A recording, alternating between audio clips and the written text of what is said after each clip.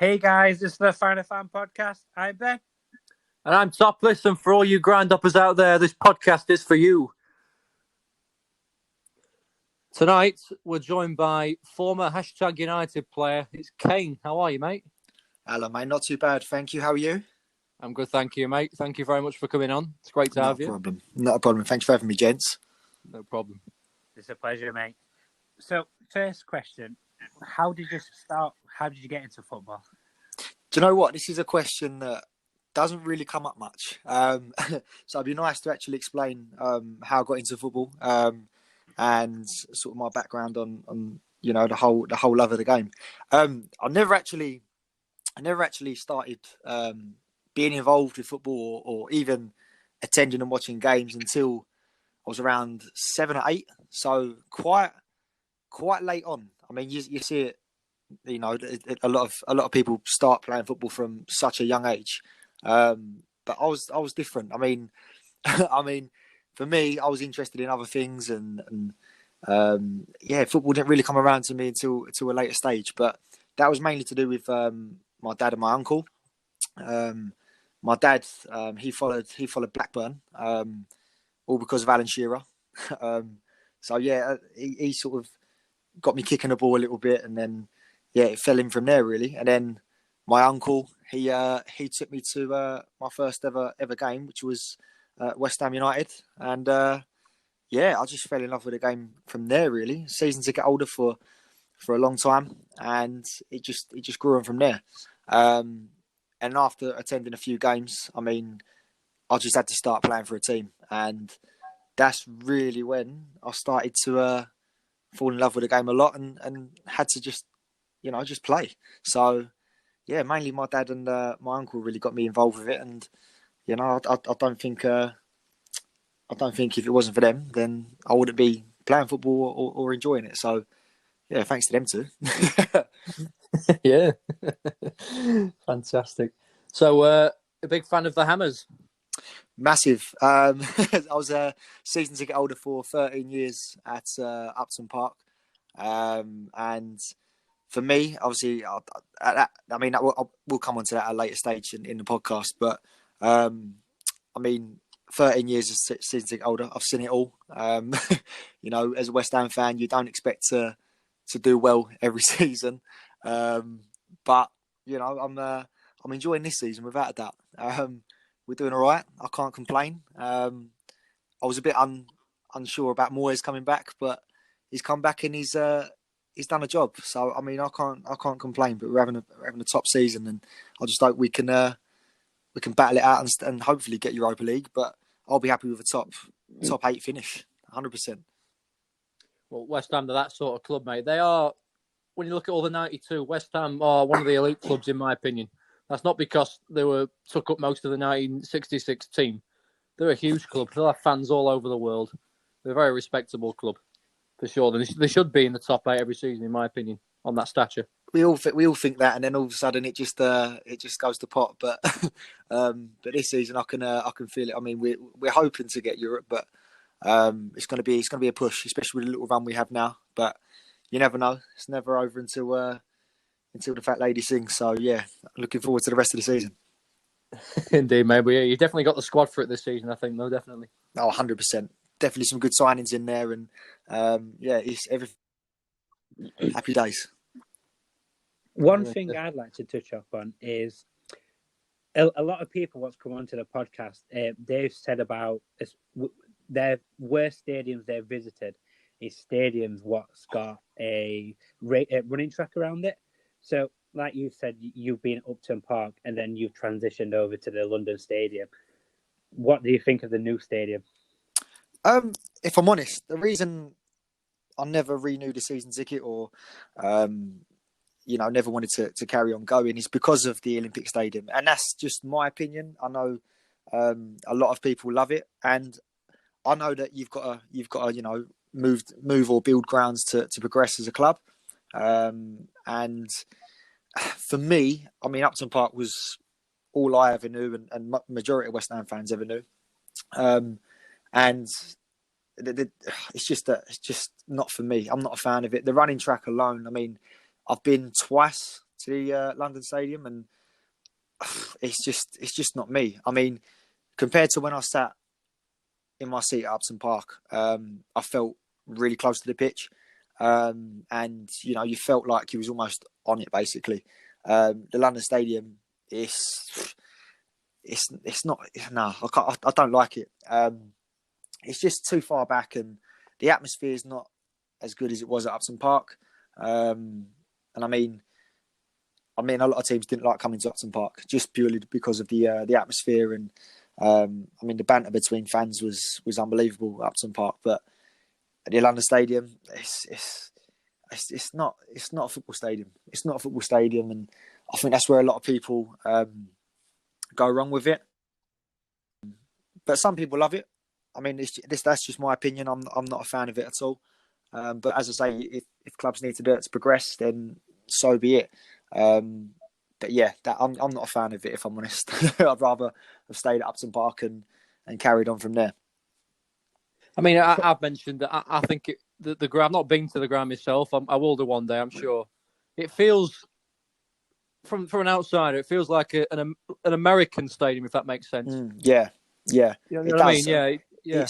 It's just a big bowl, basically, and it's not, as I say, it's not a football stadium. It was purely built for the Olympics, so it's not football bound at all. But the club are trying to make it similar to the Upton Park feel, but it's not going to have that same effect at all. So yeah, for me, I would definitely stay at Upton Park and continued from there. I mean, that last season we had at Upton Park anyway, we was battling for Europe, and we got into Europe in the end. But I say got into Europe, we fell out quite early on.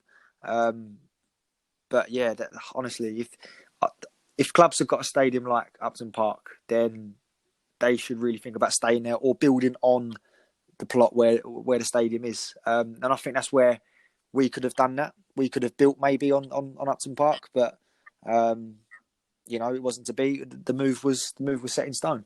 So I mean, the whole thing with the owners as well. That Upton Park move, it was make the decision to move stadium and then ask fans how they feel. They could have done it the opposite way around, but that's just the way it went, unfortunately. It's a terrible shame because, I mean, for me, a Liverpool fan, years ago, West Ham away at the weekend, you think, oh, no. Because Upton Park, every single season you're in the Premier League, West Ham took points off one of the big teams at Upton Park. Every single season. Now, when you got West Ham away, I'm thinking, oh, yeah, we'll batter them this week. We'll probably go in by 2 or more. It doesn't feel like the same club. I mean, I can imagine from my personal point of view, Upton Park is the one ground I wish I had the chance to see. It's my biggest regret because I think it would have been incredible. It was great, honestly. I mean, the whole match day feel. I mean, going up with friends and pubs around the corner. Literally, you could stay in there until near enough kickoff and still make the 3 o'clock time. So it's one place that will always stand out and will always be my sort of place where I fell in love with football even more. So yeah, massive part of me that. I've mentioned this to Ben and other Groundhopper friends. You might disagree with me on this, babe, but it feels it's the closest thing I've seen since Wimbledon MK Dons sort of thing. Like you've moved it out of West Ham, and it's not the same. I can't imagine I'm Forever Blowing Bubbles feels the same there than it does at Upton Park. Yeah, it doesn't, not at all. Just the pure fact that I think they try and play the speakers a little bit louder than anything now. But at Upton Park, it was more enclosed. There was more passion now. And then the whole thing about standing up and sitting down as well at Upton Park, depending on where you sat, no one sat down. It was purely standing for 90 minutes, singing, chanting. And then you go to the London Stadium, there's literally a handful of areas that actually allow you to stand. And most of the time, it's stewards telling you off because you're standing up. And we never got that at Upton Park. We never had that. So all of a sudden, a massive change due to health and safety, so they say. Yeah, it's strange. It's strange, but nothing will ever top the days at Upton Park for me. Not at all. Yeah, because with your home teams as well, you get the You get the same people on the stalls selling merchandise like scarves, pins, and all that. It's the same bars, the same bar staff, and all that. All the friends gather in the same place. And now, I saw a guy on Copper 90 say that when you get to that Stratford station, you either go to the shops or you go for the football, and it's just not the same at all. It's not. And I mean, as you say, you mentioned about the stalls and stuff. Literally, I remember going to Upton Park, and you see the same people every single week, and it's just that had that family feel. And I remember going to my first game at the London Stadium, and the programme sellers, they was all different people. They was all official sort of London Stadium workers, if I can name them that. Yeah. And yeah, a lot of people didn't get the opportunity to move with the club, so that was a shame. And as you say, Westfields itself is. I can't imagine how shoppers feel on a weekend seeing like thousands of football supporters turn up and walk through, Westfields and hang around, drinking and wandering around and stuff. I don't know how a shopper would feel, but it was a nightmare just to get to the station and the stadium. The walk was ridiculous. I mean, queues, lines, stewards holding up sort of go and stop signs. It was ridiculous. You spend more time trying to get out of the ground and get into your car or the train, and it's ridiculous. But I mean, I'll never go again if I'm honest. But yeah, it's just a nightmare, honestly. Such a shame. I completely agree. It's like I've managed to get to both stadiums, and as a Sheffield United fan, the animosity at Upton Park was big because it was the first time both clubs met each other since the Carlos Tevez saga and stuff what went on. So being at Upton Park, the atmosphere was absolutely incredible all the way through the 90 minutes, and even up until the penalty shootout what happened. And then last season going to the London Stadium, I'm just looking around and I was quite close to the front, and you still seem so far away when you're even at the front row. And it just seems so lifeless as well compared to Upton Park. It doesn't seem like there's anything to it. No, and as I say, if a club's lucky enough to have a stadium like Upton Park, then they either need to stay and keep it or rebuild on top of it. But you don't get well, apart from the lower divisions, you don't get many stadiums like that anymore. And I think it's been a real letdown really for the club. But you've got to move on, and you've got to try and progress as a club. And if that's the way to do it, then so be it. As long as they stick to the promises and stick to the ways of playing, then I'm sure every West Ham fan would be fully behind them still. So yeah, that's my take on it. I mean, I'm very much in the camp of don't move grounds. I do agree. I like what Tottenham did though. They rebuilt their ground on the exact same site. I mean, West Ham had that stand along the side that was just one tier. They could have easily developed that to a double tier or more, which would have increased the capacity. But even if they just knocked it down and built it on the exact same site, the same place, I mean, I'm sure you would have been a lot happier with that, wouldn't you? I mean, I would have been happy with that. I mean, I did see there was plans, I believe, that the single stand there was the chicken run stand, the chicken run end, where we're all cooped up and covered by stewards. But yeah, that was the oldest stand that was there, and I think they did look at developing and rebuilding it, but I think there was something to do with the height as well, with the flats next door, and yeah, and it all got a bit complicated, and then they just decided, you know what, we can't build on it. What alternative can we have? And all of a sudden, this is what happened at the London Stadium. So, yeah, I mean, as I say, I wish it did remain because it's a massive, massive part of me and a lot of West Ham supporters. And it's a shame to see such a historical ground literally turn into flats. So, yeah, it's a shame. It's a shame.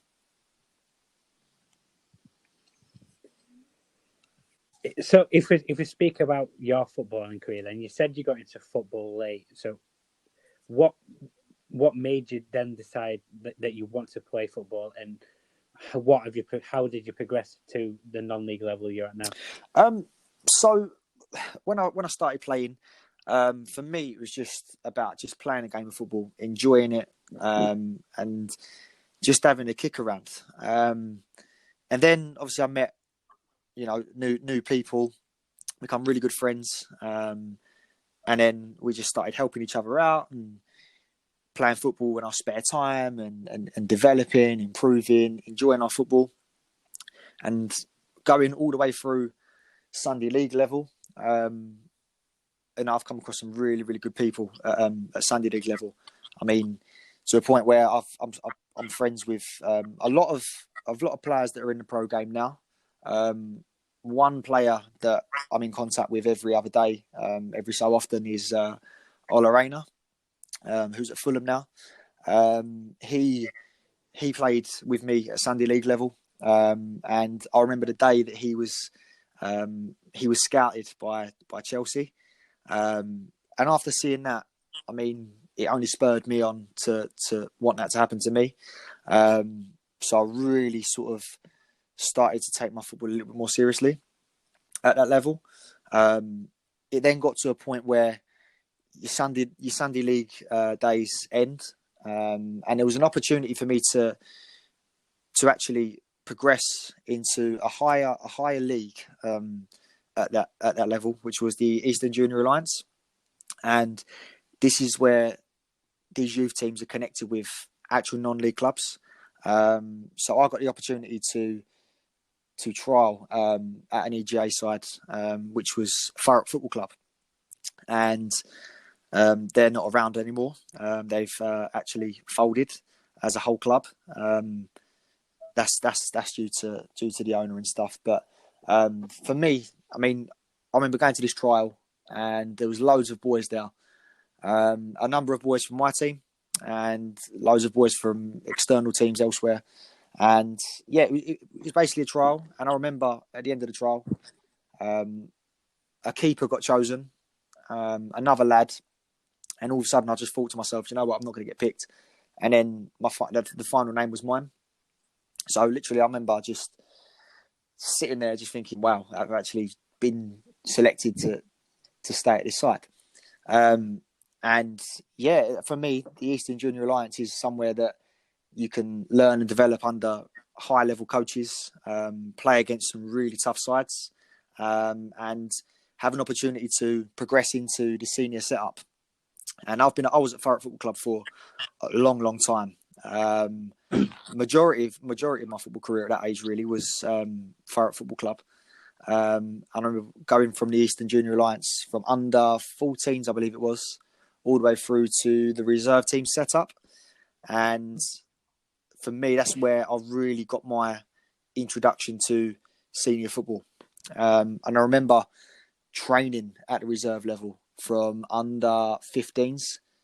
So I'm quite old on that part. So I was 15, and training at reserve team level was a real eye opener.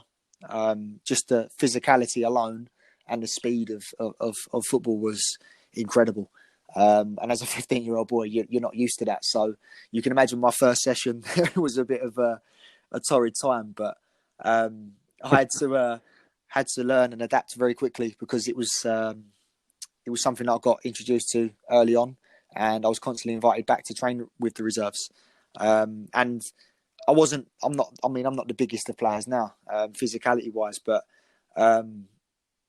at that age, it was a massive, massive eye opener. And I think I've learned, how to be strong, not having that sort of physicality. So I'm quite lucky really to have learnt the senior level game from that early on, and just constantly be involved with senior players. And then from there, I've played a number of games at reserve level, been training with the first team at Thurrock at the time. And then, just pretty much tried my hardest to prove to the gaffer that, you know what, I deserve a chance to play first team. That never come about for me at Thurrock, because there was a lot of very, very good players at Thurrock Football Club, and it was a lot of competition. And I'm one of those players that if a player's better than me, then they're obviously going to be selected, or if they're older than me, of course they're going to be selected. But I was happy enough at that time to play reserve team football and just get the minutes in the tank and keep on learning. So yeah, from there really, that's my introduction to non-league football. And then yeah, that's I've pretty much gone around most clubs around my area. Yeah, but there was a phase where I did stop, and I'm sure we'll come into that in a minute. But yeah, that's my introduction really to football at that level. And what position do you play, Cain? So I currently play right back now. Years ago, I was a midfielder, and then as soon as I hit reserve team football, I transitioned from a midfielder to a fullback. So I think that naturally happens anyway to most wide midfielders. If they've got a good defensive mind about them, then majority of the time they get transitioned into a fullback position or another defensive position. So yeah, but I enjoy fullback. I love the grind. I love the graft, and that's just me anyway. But I love defending, and it gives me a chance to go forward a little bit as well. So best of both worlds. Yeah, there's been a lot of players in the past as well that have transitioned to midfielder and right back. Philip Lahm being one of them. Yeah. And there's the talk of Trent Alexander-Arnold playing midfield one day. But yeah, right back. It's one of those. It's an interesting position, isn't it? Yeah, I mean, I'm sure you like to get forward quite a lot and get a few assists. Try to. No, I do like to get up and down. But for me, the defending part is something that I get a buzz off. So yeah, I enjoy that. I enjoy defending. So, am I right in saying you were the current May and Baker Yes, player? currently at May and Baker. This is something that obviously came around during my time at Hashtag as well. And yeah, May and Baker are brilliant. The players are fantastic to be around and to play with. The gaffers as well, the management team, absolutely brilliant. They've supported me through the phase from Hashtag to Man Baker, and yeah, they're brilliant, you know. And at that time, it was me being at Hashtag and obviously being loaned out. It made me even hungrier just to progress and just enjoy my football a lot more as well. But no, Man Baker, great club, great people, real family feel at the club, and it's just been obviously a tough time for us all at the moment in terms of COVID and you know the whole thing that's going on. But in football terms, it's been a nightmare these last 2 seasons. What have you done to sort of keep fit then in terms of with what's happening? Because 1 minute you've got a date set, and the next thing you know, you're not playing on that day anymore, or the league gets nullified. So what you've been doing to make sure that you're ready for when you're ready to kick the ball? But I'm a teacher. I'm a PE teacher, so I've got a lot of I've got access to equipment that I can borrow and use in my time. But I love running.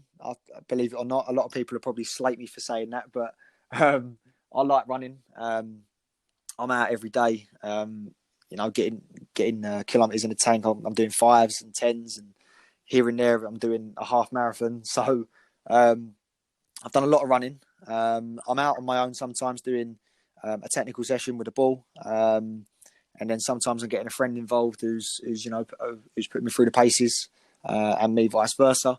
I'm doing a lot, and I'm feeling quite fit. I'm feeling strong, so I'm just hungry and ready to kickstart for next season. And I mean that's just me in a nutshell. Anyway, I mean a lot of people would say to me that, "Oh, Cain, you're busy, or you're doing too much." But when you've got a number of friends that are playing the pro game and you see them training every day, and I want to be where they are. And that's the end line of it, really. I want to be I want to be where they are, doing what they're doing every day. And if I'm training every day, I'm at least that one step closer to doing that. But yeah, no, I'm feeling good. A lot of running, definitely a lot of running. And we're back to obviously the 1-to-1 sessions now with Man Baker. So it's definitely getting the legs back up and going with the ball and being put through the paces again. So Yeah, no, but I'm feeling good. Just a lot of running.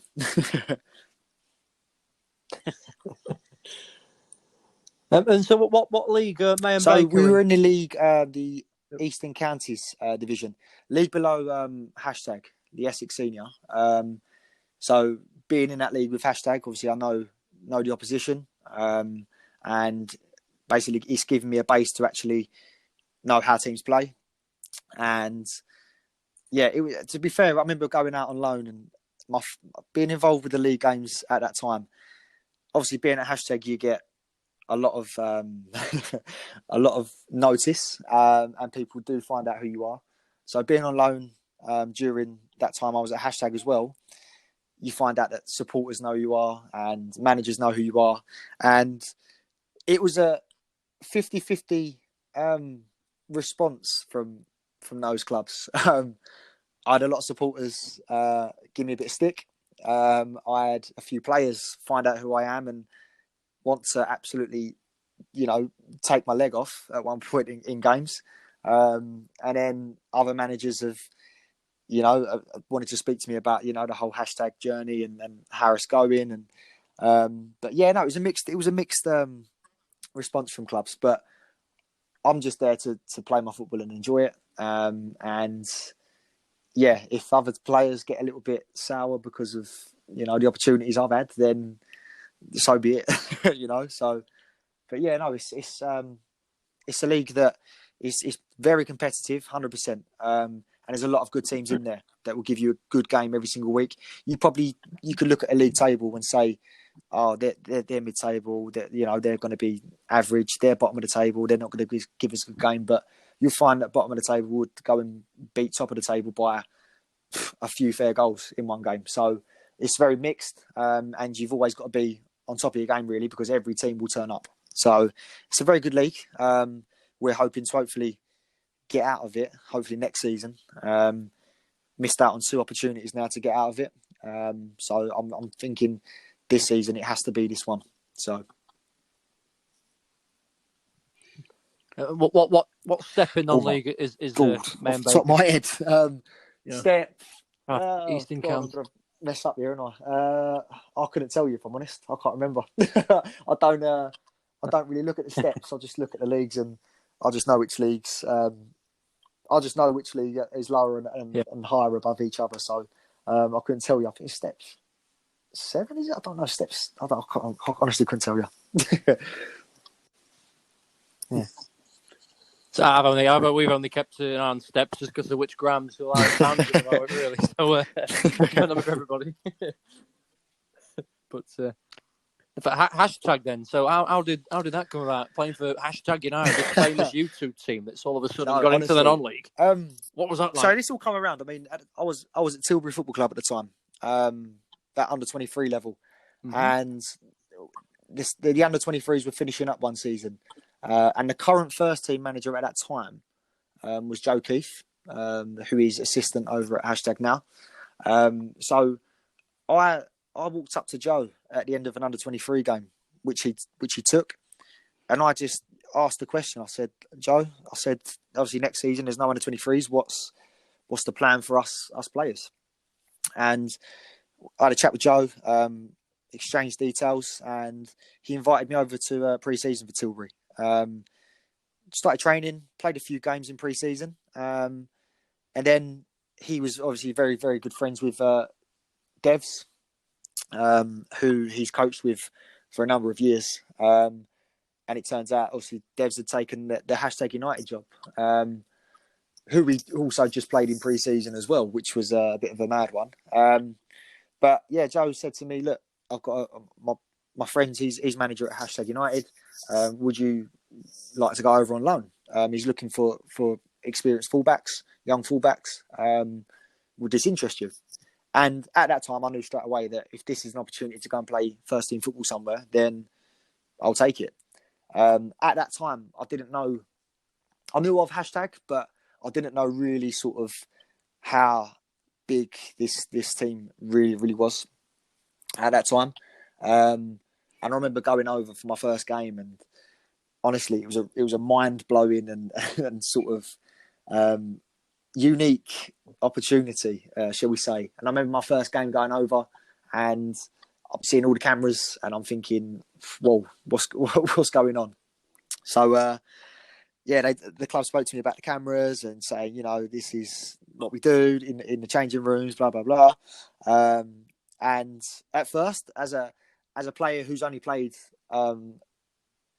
at many non-league clubs, you don't expect to see cameras around the changing rooms and stuff. So it was a bit weird to me to start with, but it grew on me throughout the time, and you don't really realise the cameras are actually there rolling. So, but that first game for me it was just nice to go over, see what the club's about, get involved, and the club really did grow on me during that time. And the whole experience is just something that I'll take away for forever. Really, I mean, people have their opinions on the club. A lot of people, I hear it even nowadays. I mean, a lot of people mention money, the things that happen behind the scenes, but the club is absolutely fantastic, and the people that help run the club, the people that are involved with the club, managers, players. It is a real family-tied club. It's absolutely fantastic, and the whole journey for me was absolutely unbelievable. That first season where a YouTube side goes into non-league, you're gonna get stick. And I think that whole first season I was there was just a mind-blowing journey. And honestly, the club are absolutely brilliant, and I don't care what anyone says. I want them to have the most success because they deserve it, and the work that everyone puts into that club is brilliant. That's great to hear, pals. Absolutely. I think, like you say, they're getting a lot of stick. I think the name itself would probably get some players. Yeah. Who the hell are these guys? You know what I mean? But I mean, in terms of the club as well, I mean, they're doing quite well financially, progressing, I believe, from last time I heard.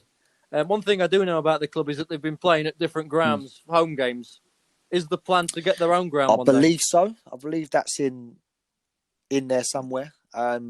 Depending on how long that takes, it is what it is. But that's definitely something that I can see the club doing, and I can only imagine that it would be an absolutely fantastic facility. And I dare say as well, the club is massive for linking its supporters with the club as well.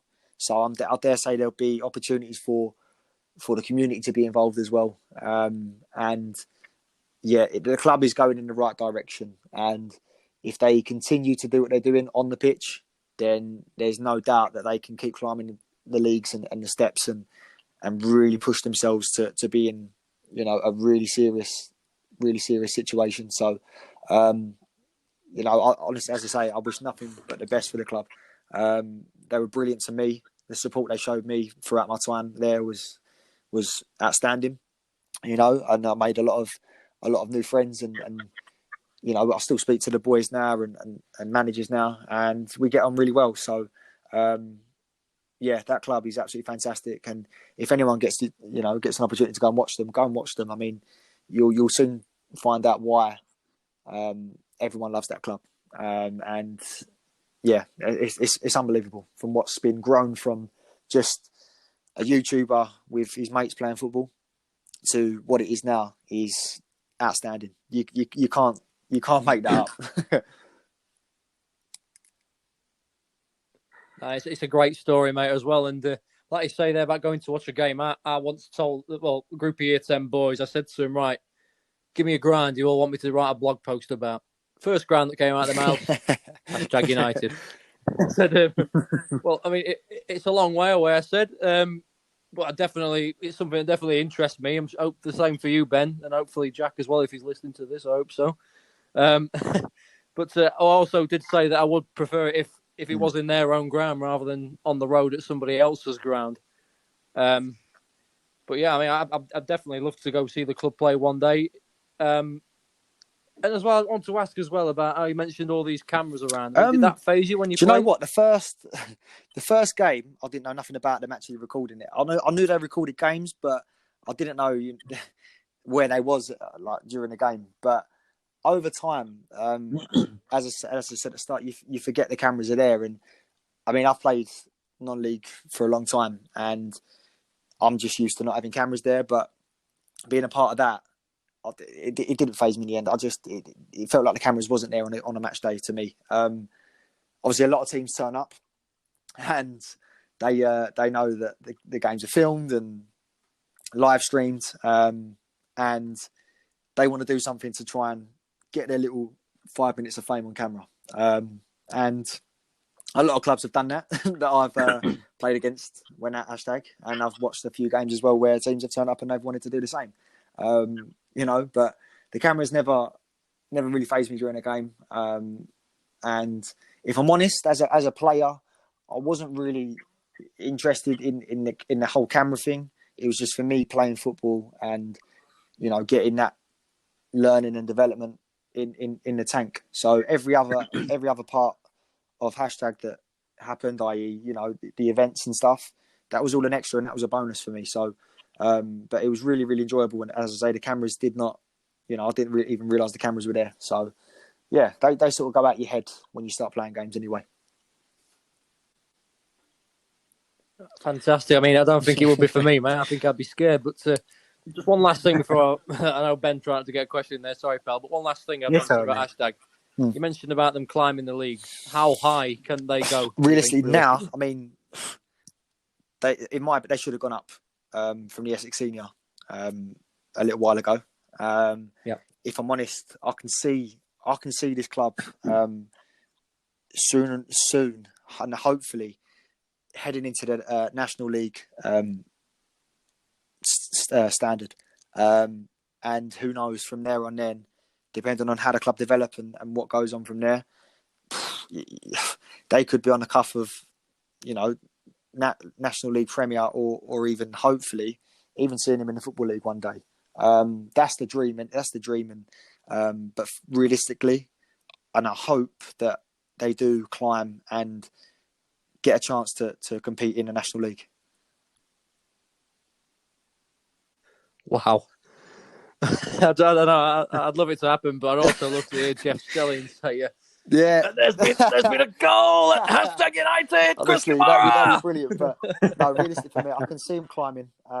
They've got the squad to compete at the league above and beyond, if I'm honest. And as I say, I do hope that they can get into that National League setup. Hopefully, that's the dream anyway. That way.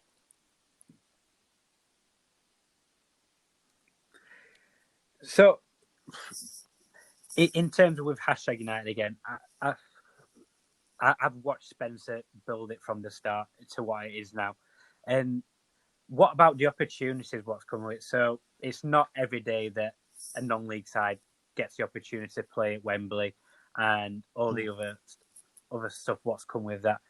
What was it like? So yeah, the first season, obviously, I went over. The Wembley Cup was being prepared.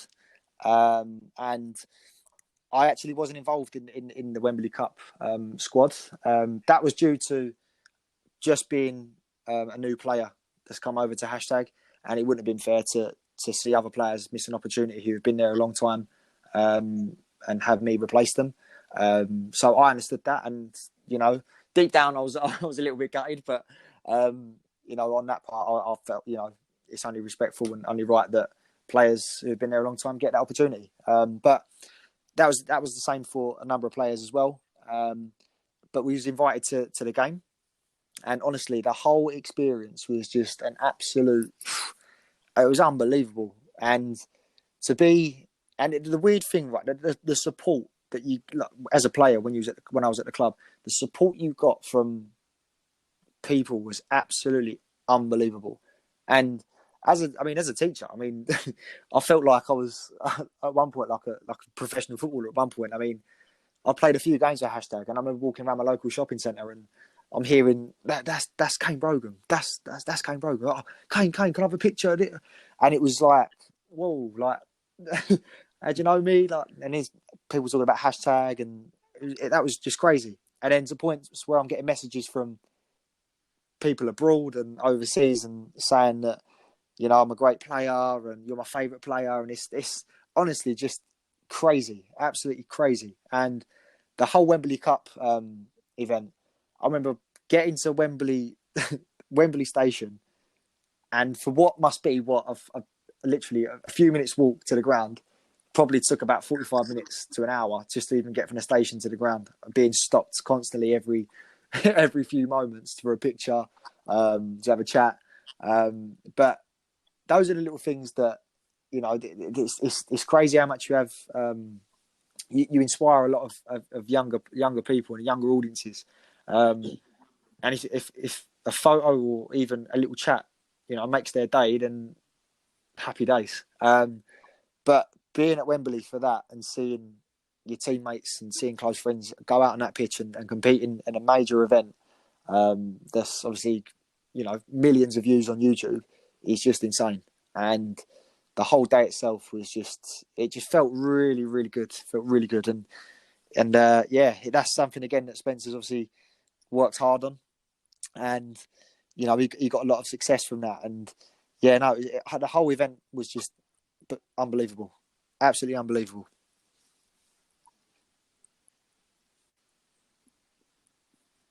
And touching back on what you said earlier about hashtags should be in the league above, what was your first feelings when you realised that this last season got suspended and there was going to be no promotions or relegations after hashtag United being... Yeah, as you can imagine, obviously there was a lot of frustration. There was a lot of chat going on, and yeah, it's frustrating that they've got to go back and start all over again. I mean, I know there was talk about the restructuring and potentially like being promoted, but having to go back and restart a league is a killer. But in my eyes, again, I think they have the squad and more than enough support to go and win that league again. And I say again, after being top twice, you can't write that. So third time lucky, I can see him going to doing it and going up. But yeah, no, when it got null and void, it was a very tough thing to take in. But as I say, that they'll go ahead, they'll restart next season and they'll go up 100%. And all the best, and I hope they do. It'd be great for the club and for everybody else who watches them, I think. Definitely. One final question on hashtag, and then we'll move on, because you probably don't want to be speaking to it all the time. But as you said that there's cameras, do you sort of use that coverage as your for an advantage? Obviously, you get to see the highlights on YouTube, and that can be pros and cons, because there's always them players, well, oh, he's had a bad game, but you don't get to see the full 90 minutes. Do you get to utilise that? Do you get to see the full 90 minutes so you can see what you're going to work on? We do. We did. Or I did. I'm not sure the boys still do now, but as you say, the highlights, there can be pros and cons. Sometimes you're not seen on the highlights to be on the ball as much as you are in a game. But we did get access to the 90 minutes for our own individual analysis. And that was quite nice to have, actually, because it was nice to go back and look through some highlights and find the key moments that you had in the game. And even if it's a tackle, even if it's a good few amount of headers, it was nice to sit there and watch that. And, you know, and for me, I like, you know, self development. So, I mean, looking back at games, I can look at what I can improve on, what I could do better on, my positioning. So yeah, the videos were a massive help. And it's just nice to see that as well. Like, nice to see the videos and you know, see the support, and it's brilliant. But for self-analysis, for me, I like doing that, and I can go through as many games as I need to go through just to look at every single aspect of my game. So that was nice, and we did get access to the games.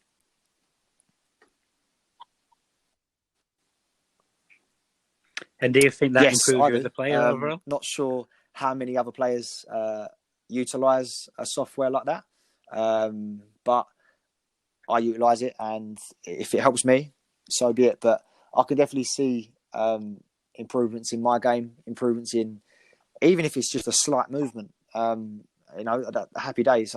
That's an improvement.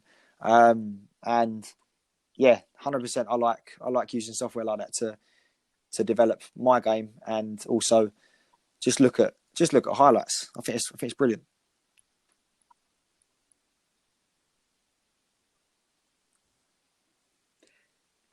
In terms of football stadiums, then, what's the best stadium? We'll ask it in sort of two. What's the best stadium you've visited as a fan? What's the best you've played in? And be as biased as you like. Best one I've visited. Oh wow. I've been all over the place, if I'm honest. I mean, as a West Ham fan, I've been on many away days. Oh wow, this is a tough one. I don't want to say Tottenham, if I'm honest. I can't say that. That was White Hart Lane. I remember I've been there a fair few times. God, best stadium I've ever visited. Tough one. Emirates I've been to a few times. I want to go. I want to stick to the London clubs. I want to go up north. Let's talk about up north, right? Clubs up north. Where have I been? No, not been Bramwell yet. Not yet. Bramwell then. No. Hillsborough. God. Oh no. No. Anfield. I remember going to Hull. Hull wasn't too bad, but Old Trafford. KC. KC Stadium. Wow. Where else I've been? Been a long while. Middlesbrough, trekked all the way out there. Do you know what? The Premier League clubs, I've not really visited the big guns, like your Anfields, your Old Traffords, your Etihads. Leeds, I've been to Leeds. That wasn't a bad day. The atmosphere at Leeds was brilliant. Ground wasn't too bad either. Quite historical, and had a nice little bit outside. Trying to think. Wigan. No, I'm not going to say Wigan. If there's any Wigan fans listening to this, I'm sorry, but definitely not Wigan. I'm going to go with. I think I'm going to go with Leeds. I like that. I like that stadium. Especially in the Championship season, it was a very heated game. I mean, we scored 92nd minute equaliser, I think it was. And then the sort of days out you want against Leeds as well makes it even better. But Ellen Road was a nice ground. Just the pure fact, the history behind it, and the atmosphere was absolutely outstanding. So I'm going to go with Ellen Road. Yeah, I went with them as well. If you've seen me blog, mate, they're top. Out of 63, they're top Leeds. I totally agree with you.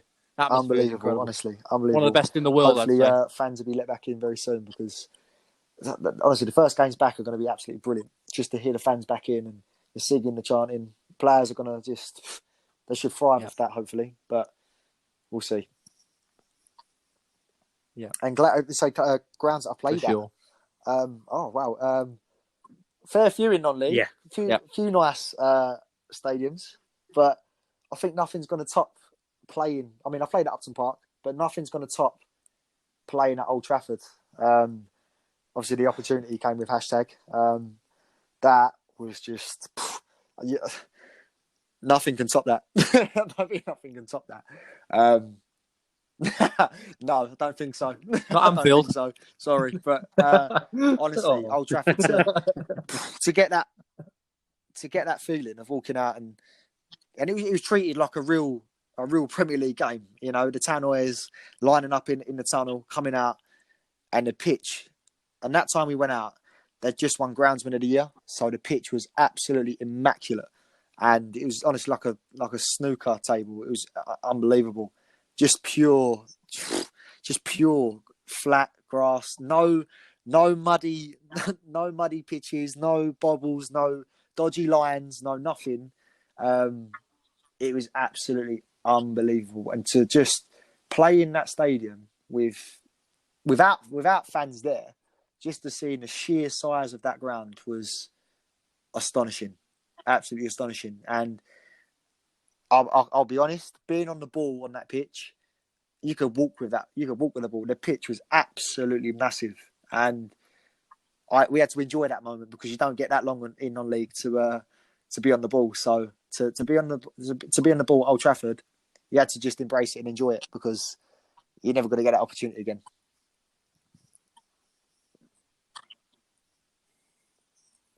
Well, to be fair, it was a nice event actually.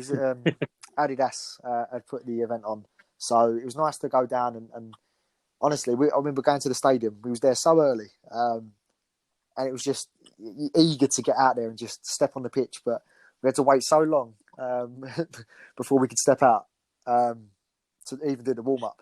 To just stand on the sideline, taking pictures and just looking at it from this angle.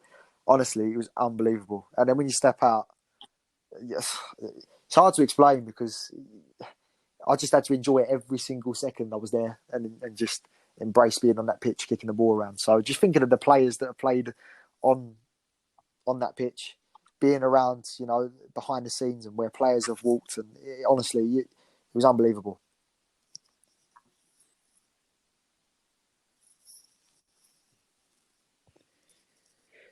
So, in terms of players, you've said that you keep in contact with a few pros of the game now, but who's the best player you've played with and against? That's a tough one. In terms of non-league, I mean, I've played with a lot of great players, and I'll be honest. I've got a close friend with Ross Gleed, and me and Ross we've been to clubs together. We've played at college level together, and I'll be honest, and I'm not just saying it because he's a close friend, but to see his development from the first stages of non-league to where he is now, he's honestly it's scary because Ross is a powerful player, and I remember Ross, he was a different player back in the early stages of non-league. He was a different player at youth level, and to see him now is just absolutely unbelievable. He's a fantastic player, and just the sheer size of him as well. He's scary to even play against. But you wouldn't want to come up in a 50-50 with him because he would win the ball, but he would take half of you with him. And he's just his technique as well on the ball. He's brilliant. So playing with Ross was always good. But even Jesse Waller-Lassin at hashtag now as well, fantastic player. I don't think I've seen many players move a ball that quick, and the footwork is ridiculous. The footwork is a joke. He's a fantastic player, Jesse, and he's one to watch out for in non-league because he's a great lad, and his football ability is a joke. So definitely for me, playing with Ross and playing with Jesse was a good experience. Playing against, it's a tough one. You come up against many good players in non-league. Tough one. Play against. And to be fair, I mean, this is in training, but Joshua Sude, that hashtag, that you couldn't catch him. As soon as he knocks the ball, he's gone. You can't catch him. Honestly, he's like Roadrunner. And a lot of players have come against that on the pitch on a Saturday. And honestly, you get in a foot race with Josh, you're not winning it. And I can remember the first time I played with Josh, it was a pre-season game. And I remember clipping the ball down the line, and he was in his own half with me. He was almost near me. So I clipped the ball down the line for the striker to run into. And I just remember Josh starting his run once the ball had left my foot. The ball was heading for the corner flag, that end, heading out almost. And I've never seen someone move so quick to get to the other end of the pitch and keep the ball on and somehow keep possession. I've never seen someone move that quick. So if you come up against Josh on a pitch, you better be quick because he's going to give you a torrid time, 100%.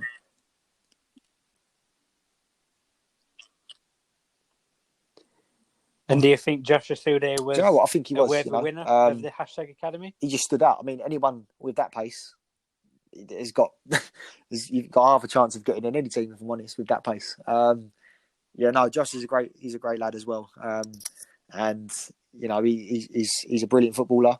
I just hope that he can keep that pace because he gives players a horrible time on a Saturday. So yeah, no, I like Josh. He's a good player and he's a good lad as well.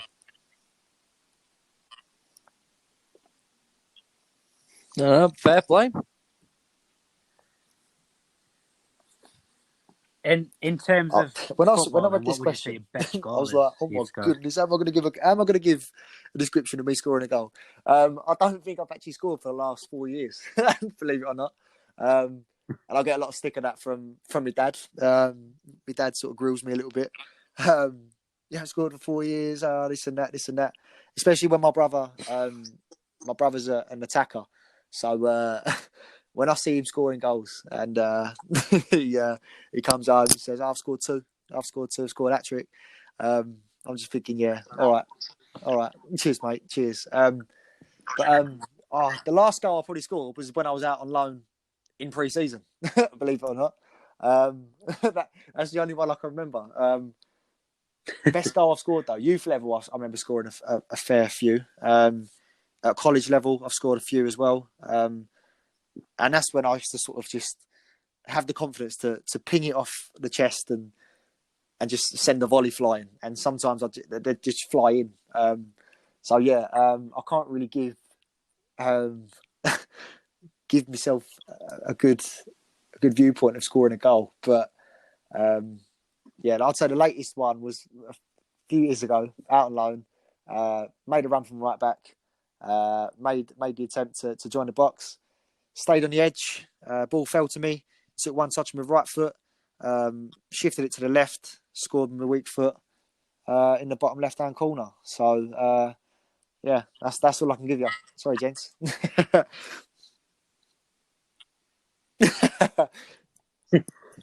That's fair enough. Yeah, and this win back. And this is the always thing, known for being the most prolific in the front last of time goal. I come Normally, close to scoring a goal was in the FA Vars this season with Man Baker.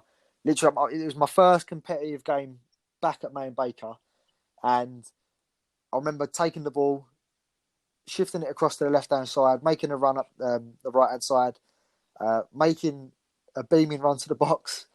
Ball got passed out to me, and I hit this ball so hard. I don't know why I hit it that hard, but I hit it so hard. The keeper was beaten, but the bar must have been rattling for an extra few minutes because it just bounced out. And honestly, I was just so gutted with myself that I didn't score that goal. But that's the closest I've come to scoring in the last few months, if I'm honest.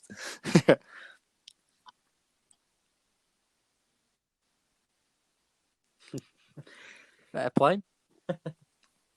In terms of sort of work football commitments, then you say you're a PE teacher, so you're probably working Monday to Friday, so your Saturdays I'm guessing are free. But what's it like when you've got midweek games and you've got to work as well?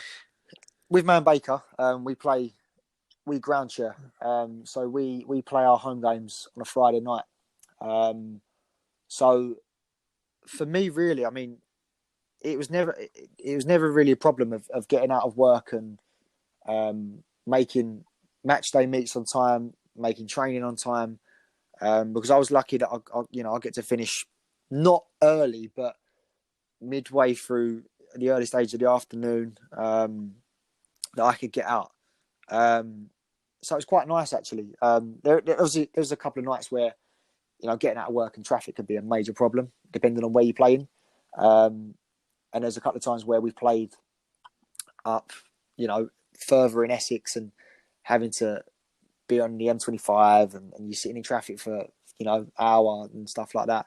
But balancing work and training the match days, it's not really a problem for me. I mean, as a PE teacher, I know I'm eating and I'm keeping hydrated throughout the day. So I'll try and do as much as that as I can during the day at work to then, sometimes be able to get home, have another light meal and then head to training. Some days I've had to, go to training straight from work. So I'd make sure that I balance my eating during work time as well. But it's tough, especially midweek game when if it's a Tuesday or a Wednesday, you've got a game. The next day can be a major problem. Getting up after 90 minutes, a horrible 90 minutes. You don't want to get up, especially that early as well. But that's the beauty of non-league. You get a buzz of playing a game under the lights, and then waking up next day with 3 points or going through to the next round of a cup is just makes it even better. So, but it can be tough. It depends on what jobs people have. I know there's some people that never made the meet times because they're working in London, getting trains, this, that. So it can be tough for some non-league players. But luckily for me, I'm in a job where that I can balance it really well and manage myself well as well. So yeah, I'm happy with that.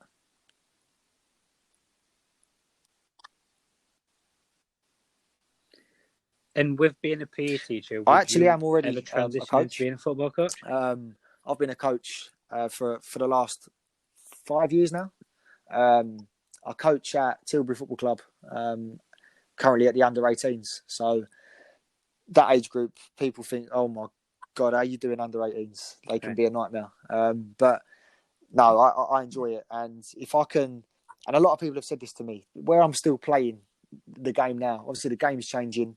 A lot of modern tactics are coming in. A lot of modern things are being placed in the game.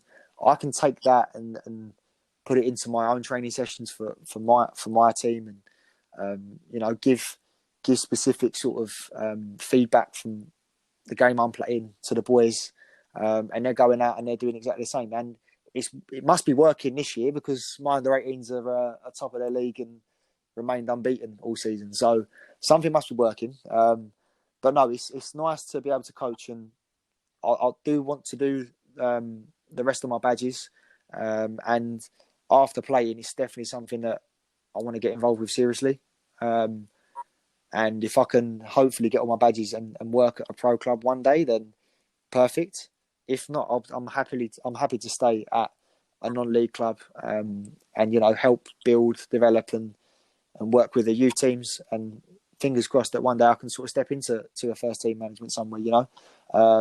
But yeah, no, coaching is a real eye opener, and it's something that I'm developing myself with every day, really, with coaching, constant planning, and yeah, just managing the team also gives you an opportunity to push players and develop younger players, because at the end of the day, these players are going to be on pitches, non-league pitches in a few years to come. So if I can give them the best advice now, then I've done a job, and if I can give them the opportunities now, then I've done my job also. So yeah, no, being a coach is good. I enjoy it. A lot of people don't, but I do. So yeah, 100% I'll be involved with coaching after playing.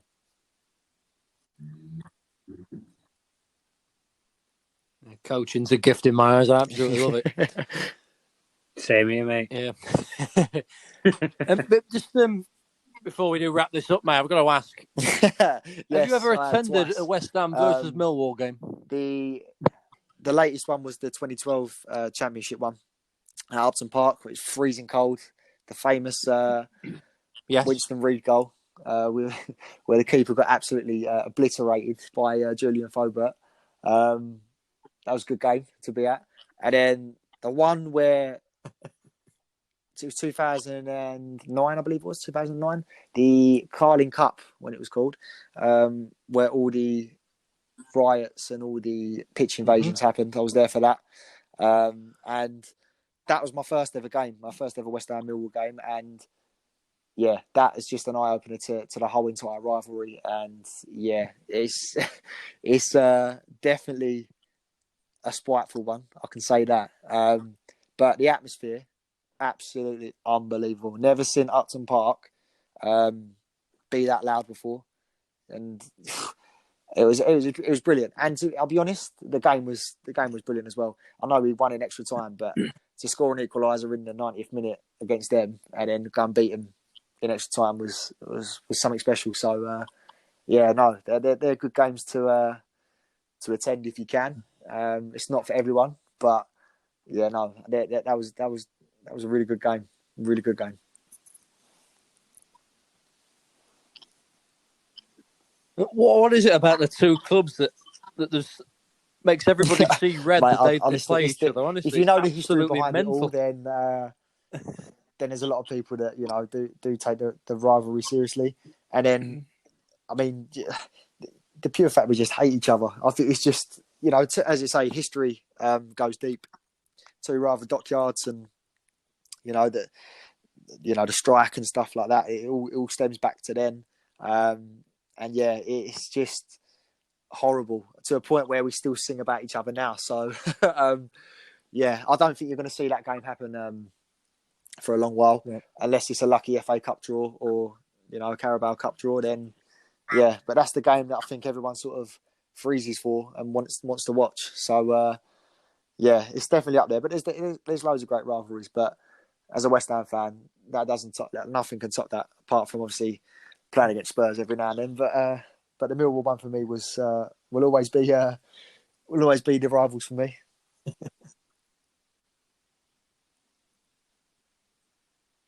Crazy. I mean, there's obviously can Millwall get promoted anyway. sometime in the future as well, mate? Not this season, obviously, but I mean, that's the thing. They're a daft side. I've got to admit. Like sometimes they'll be up in top half, they'll go on an FA Cup, and then they'll be staying up from relegation. And again, West Ham missed out again, didn't they? I mean, there was tough. It was last season and the season before. We went out, they went through and played the teams that West Ham had played in the previous round. So we've missed out. We've come close, shall I say? But as I say, I don't think you're going to see that fixture for a little while.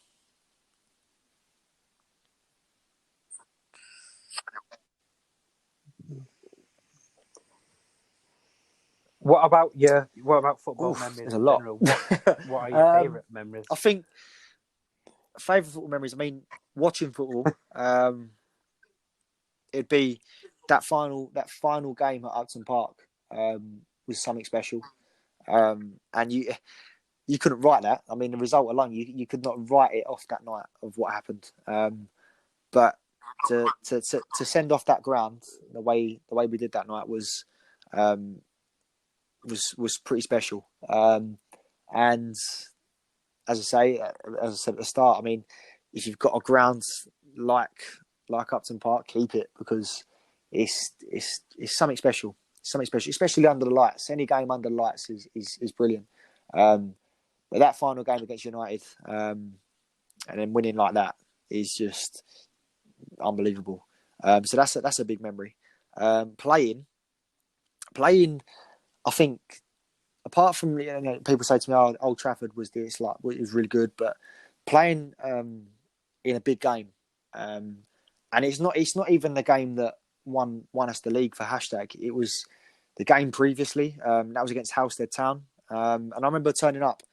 And I've played so many non-league games, but I turn up to Halstead, and at first you go out there pre-match and you're walking around the pitch. There was hardly anyone there, like hardly any supporters there to start with.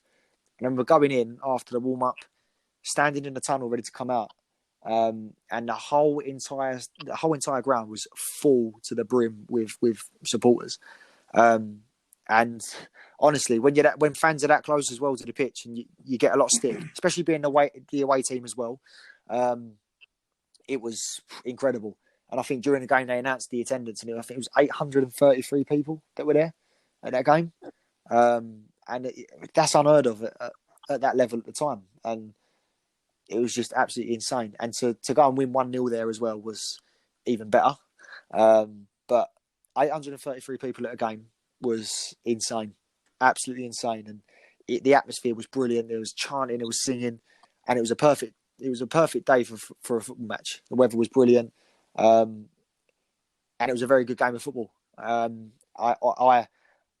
don't think you can say that when playing it. I mean, it was a horrible game to play in because it was all up in the air, physicality and tackles flying in. But at that we stood tall, and we had to grind out a win. So we did that, and to do it in front of that many people was honestly that'll always stick in my head, that game. And people always ask me why, and I can sit there for ages and talk about it. But yeah, hashtag v Halstead game, basically, which is the game that took us to go and win the league, basically.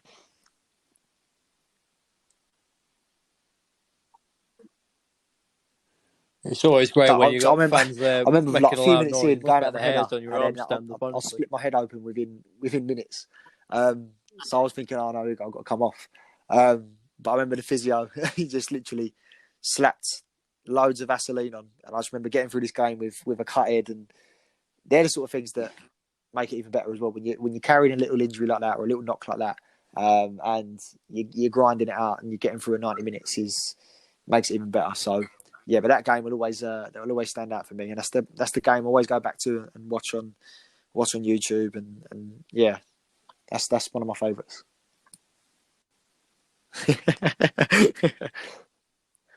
I'll have to have a look at that. What was the feeling going around with hashtag United? So when you needed 1 point to secure promotion, and is Harry Honesty what scored the goal? I mean, that night, playing at that what was ground, the feeling going around? What was it like? The ground at the time was horrible to play at. I mean, it was dusty. It was bobbly, hardly any lines. Length of grass was unbelievable, and against the side that were strong, were going to give us a really good game. And I remember being a part of that goal, obviously taking the throw in and then the ball being flicked on, then knocked on to Harry, who knocked it over the keeper and volleyed home. Honestly, the buzz was absolutely unreal. And I just remember just running from right back all the way down to the corner flag just to celebrate. And you look around and you're seeing people jump up and down and jump on each other, go absolutely mad, all because we've scored a goal, an important goal, was brilliant. And the buzz was absolutely fantastic. Although Hackney Wick scored, obviously, as you say, we only needed a point. The game, it was a tough game, especially at 1-1 when they were coming. They was firing shots off from here and there, and we had our chances and we couldn't convert them. But we had to really dig in and defend, and we stood our ground, stood tall, and got past the finish line. So, and I remember after that, the final whistle went, and everyone just ran on, supporters, just all just to jump in and join in the celebrations, which made it even better. So, yeah, a fantastic night. The club, we worked so hard to get promoted that season. And as I say, I hope the club can replicate that in seasons to come.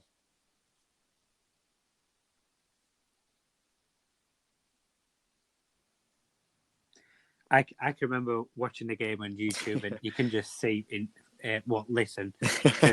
Yeah, Spencer, I believe it was Seven commentary at the time. When the goal went into the net, literally, I just remember turning around and I could hear him screaming. So, it was a good night. And as I say, if many more seasons to come, they can replicate that. Happy days.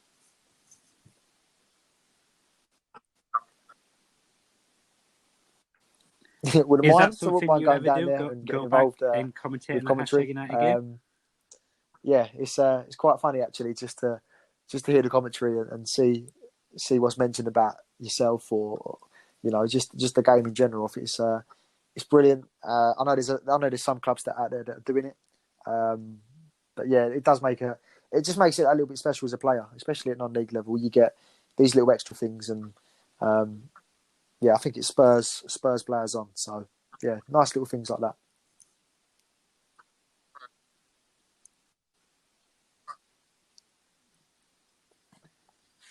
And we'll wrap it up with one final question. This question we asked to all the guests. My whole life. If you could sum up football that's in it. 3 words, my whole life.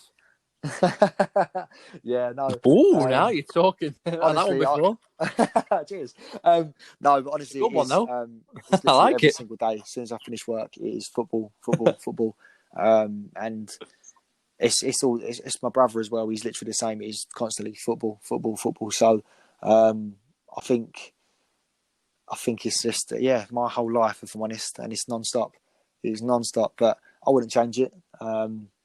we all love the game, and I'd love to do it every single day for a job. So if I can continue to build it myself and hopefully get an opportunity one day to play in the pro game, then, I'll make sure that I can try and keep that as a status. So, but yeah, no, for me now it's about working and developing myself to get to that level.